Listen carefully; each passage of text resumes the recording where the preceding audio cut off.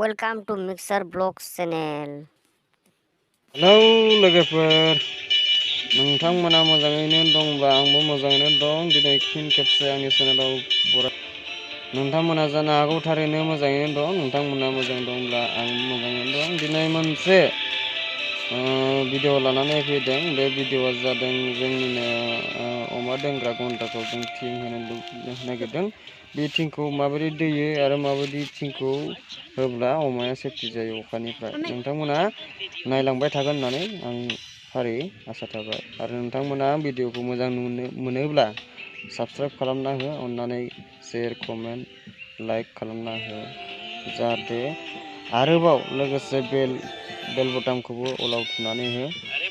गोदान भिडिअ फैब्ला नोंथांमोननिसिम गिबियावनो मोनहैग्रोयो। थौदो बिदिब्ला आं भिडिअखौ जागायनो।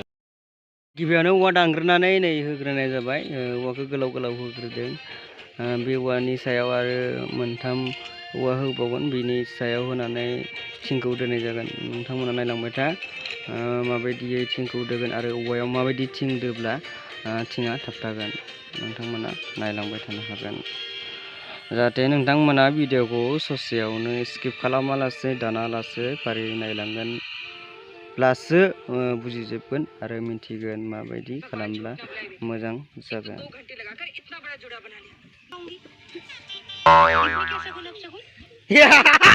रडखौ बेन्ड खालामनायावनो गाबाय।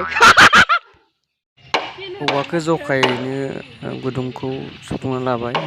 रडजों जेरै बल्टुआव सोना गालांदोंमोन, बे बल्टुआव एसे दानख्लाबनानै औवाखौ सोनाय जाबाय। बेखौ टाइटै सोनानै बेन्ड खालामना होनाय जागोन, अब्लासो थाबथागोन। बेखौ जोङो दा औवाखौ नारथेना होनानै बा बे रडखौ बेन्ड खालामना होनो दाइजों बेन्ड खालामदों। दाइस रडनि दाइ।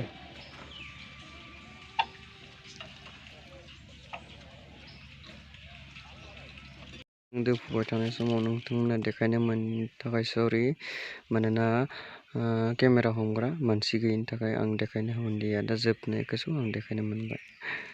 नायना लादो थेवबो थिंखौ माबोरै दोलांखो।